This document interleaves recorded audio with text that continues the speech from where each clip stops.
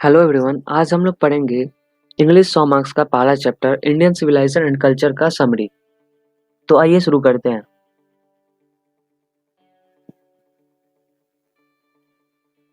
This essay Indian civilization and culture is written by Mahatma Gandhi, who is known as father of nation. He was born on 2nd October 1869 at Porbandar in Gujarat. यह essay Mahatma Gandhi ji के द्वारा लिखा गया है, जिन्हें हम राष्ट्रपिता के नाम से भी जानते हैं। इनका जन्म 2 अक्टूबर 1869 को गुजरात के पोरबंदर में हुआ था। He ran many movements against the British with the help of truth and non-violence. उन्होंने सच्चाई और अहिंसा का सहारा लेकर अंग्रेजों के खिलाफ आंदोलन चलाए। My Experiments with Truth is the autobiography of Mahatma Gandhi.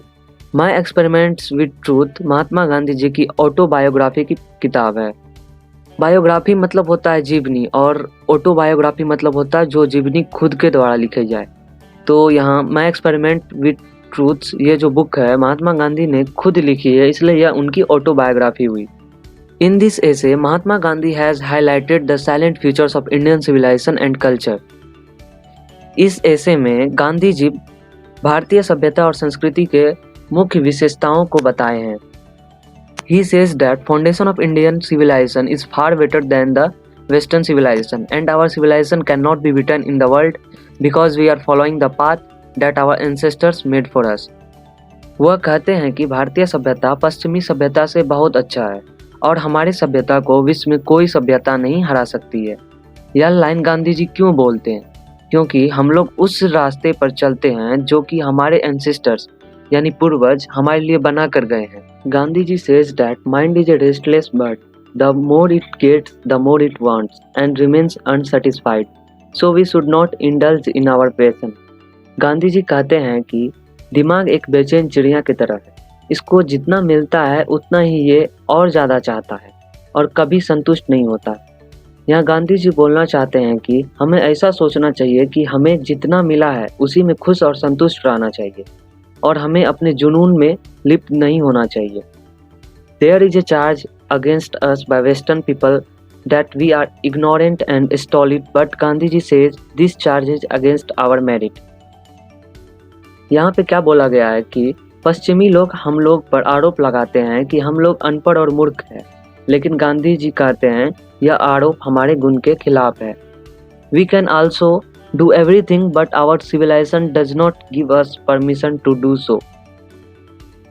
हम लोग वह सारी चीज़ कर सकते हैं जो पश्चिमी लोग करते हैं, लेकिन हमारी सभ्यता या हमारी संस्कृति हमें ऐसा करने को इजाज़त नहीं देती है।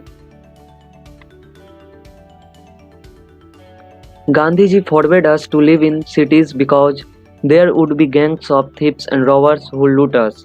गांधी जी हमें शहरों में रहने से मना करते हैं क्योंकि वहाँ पे चोरों और डाकुओं के गैंग हो सकते हैं, वो हमें लूटते हैं, इसलिए हमें शहरों में नहीं रहना चाहिए। He persuades us that we should not adopt Western civilization because modern civilization is the worship of the materials that make us lazy. वह हमें समझाते हैं कि हमें पश्चिमी सभ्यता को नहीं अपनाना चाहिए क्योंकि जो आधुनिक सभ्यता है वो हमें लेजी बना सकती है, मतलब आलसी बना देती है, क्योंकि यह वस्तुओं की एक पूजा है। At last, he says that he is not a hater of the European civilization. European civilization is situated for the Europeans, but if we copy it, it means ruin for India. Gandhi ji कहते हैं कि ऐसा नहीं है कि मैं European civilisation की बुराई करता हूँ, क्योंकि यूरोप की जो सभ्यता है वह वहाँ की लोगों पे सूट करती है, उन लोगों के लिए ही बनी है, उन लोगों के लिए ही अच्छा है। अगर हम लोग यूरोप की सभ्यता को कॉपी करेंगे तो इसका मतलब भारत के लिए एक बर्बादी है, क्योंकि हम लोग वस्तुओं को ज़्यादा प्रधानता देने लगेंगे। Hit like, share and subscribe to our channel.